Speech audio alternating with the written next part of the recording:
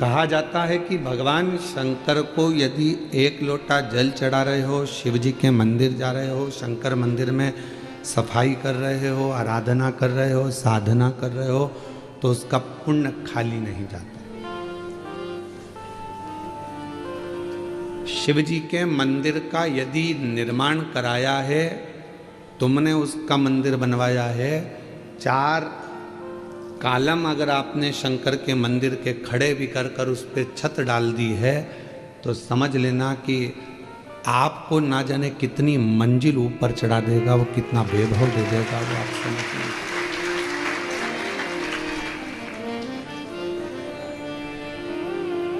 शिव की आराधना करने से पहले, शंकर भगवान की कथा श्रवण करने से पहले या शिव से जुड़ने से पहले का समय निकाल कर देखो कि आपकी जिंदगी क्या थी।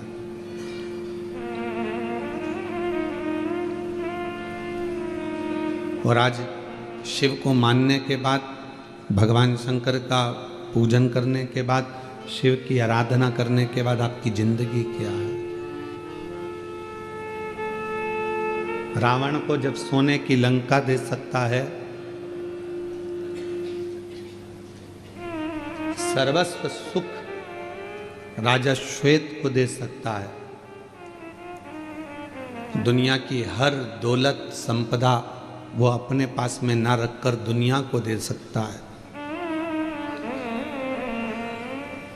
तो फिर आप तो एक लोटा जल लेकर उसके मंदिर जा रहे हो, साधना करने जा रहे हो, तो वो क्या आपको नहीं देगा?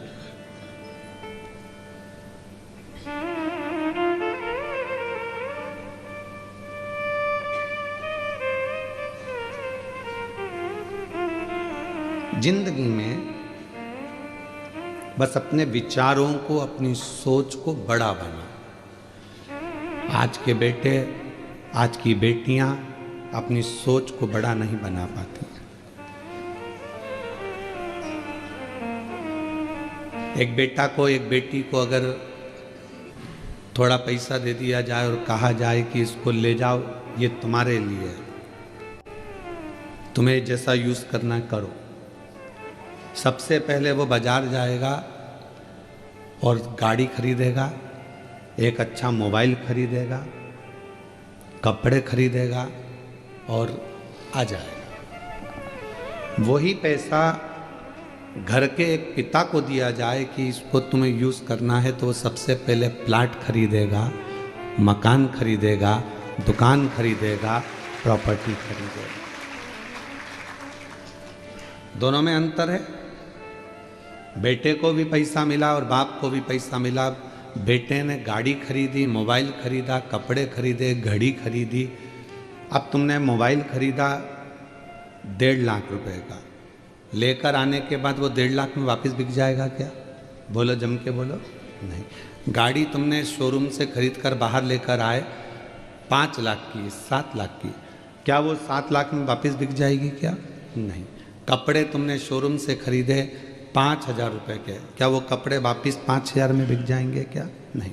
घड़ी तुमने खरीदी 10,000 की, क्या वो घड़ी वापस 10,000 में बिक जाएगी क्या? नहीं।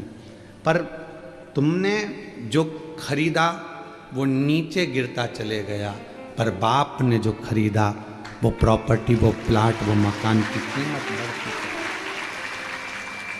है। दोनों की सोच अलग है। आज की सोच केवल गाड़ी, मोबाइल और फ्लैट तक है।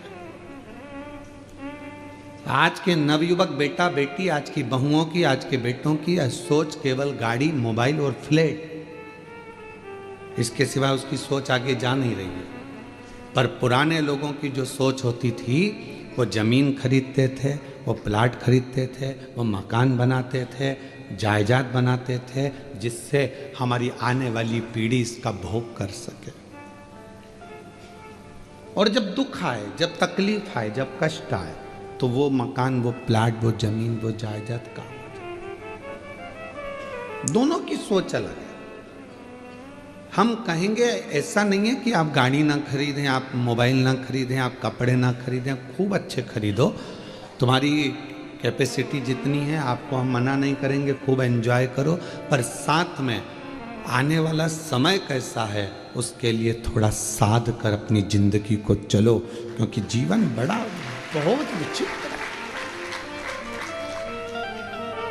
बहुत विचित्र। कई लोग कहते हैं गुरुजी आप भगवान से कभी कुछ नहीं मांगते, हम कहते मांगते, हम भी मांगते हैं। क्या मांगते हो? बस यही मांगते हैं कि जो शिव महापुराण की कथा में आए उसकी झोली खाली ना रह जाए।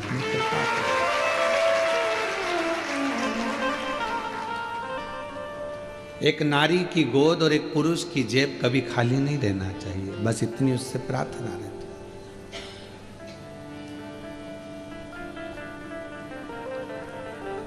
अपने लिए तो कहा जब हम जगत के लिए मांगेंगे तो अपने लिए तो खुद दे देगा।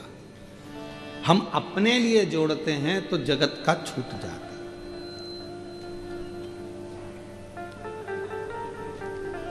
एक कथा हरियाणा में करने के लिए गए तो सुबह सुबह मॉर्निंग वॉक पर घूम रहे थे। घूमते घूमते हमने देखा एक व्यक्ति चेन पकड़ा कुत्ते की और कुत्ता को घुमा रहा था। उसने कहा महाराज जी हर हर महादेव। हमने कहा श्री शिवाय नमस्ते।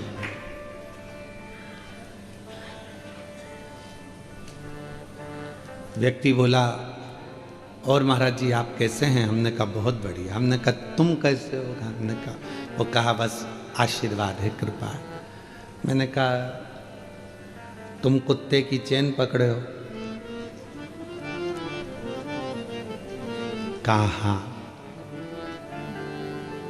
पर हमने कहा हमको नहीं लगता कि तुम कुत्ते की चेन पकड़े, हमें तो लगता कुत्ता तुम्हें पकड़ा। उसने कहा नहीं महाराज देखो यहाँ कौन कुत्ता ने पकड़ रखा है, कुत्ते के तो गले में बंधी और हम चेन पकड़े। हमने चेन पकड़ रखी है, ये तो कुत्ता बंधा हुआ है। नहीं, हमने कहा नहीं नहीं नहीं, ये कुत्ता नहीं बंधा है, तुम बंधे हो। कहा ऐसा हो आप खुद देखो ना। हमने कहा चलो ठीक है, कुत्ते की चेन खोलो, खोलो अभी की अभी। और जो कुत्ते की चेन खोली कुत्ता भागा तो वो उसके पीछे भागा, पकड़ के कुत्ते को लेकर आया, वापिस चेन में बांधा। हमने कहा अब बताओ कौन बंधा था? तुम्हारे पीछे कुत्ता नहीं भाग रहा, तुम कुत्ते के पीछे भाग रहे। हमने कहा कुत्ते जैसी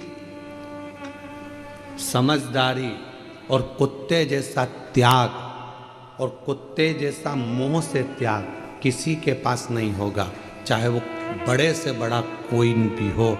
कुत्ते जैसा त्याग किसी के पास नहीं है। 1 करोड़ की भी गाड़ी खड़ी हो तो बाथरूम करके चला जाता है। आसक्ति नहीं है उस कुत्ते को उस गाड़ी के प्रति की 1 करोड़ की है, छोड़ो चलो,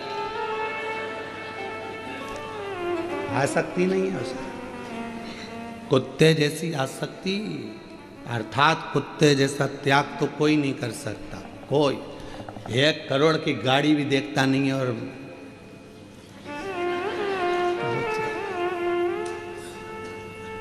उसको मोह होता तो 1 करोड़ की गाड़ी पर सुसु करता। उसको मोह होता तो बंगला करोड़ों का उसके सामने छीछी करता। उसको ये सब चीजें त्याग दी उसने। इसीलिए शायद कुत्ता कोई भी मांगने वाला आता है तो उसके पीछे भौंकता है। क्यों? कुत्ता मांगने वाले के पीछे इसलिए भौंकता है कि मांगने वाले को समझाता है कि तू संसार से मांग रहा है, मांगना है तो उस परमात्मा से मांग ले, इसलिए भौंक। मांगने वाला मांगता है, कुत्ता उसके पीछे पड़ जाता, भौंक भौंक भौंक भौंक, आखिरी में उसको भगना पड़ता। समझा कितना आता है।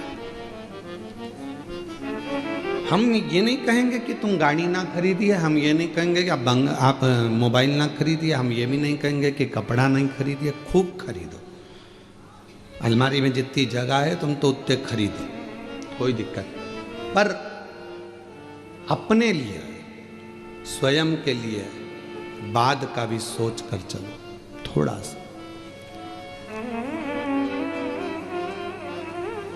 जब नोटबंदी हुई, नोट बंद हुए, जितना पैसा तो पुरुषों के पास नहीं निकला उतनी घर की बुजुर्ग माताओं के पास निकला।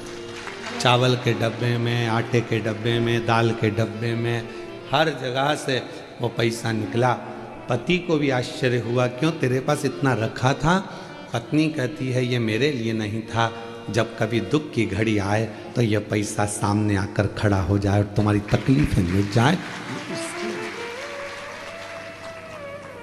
एक स्त्री कब अपने लिए मांगती है?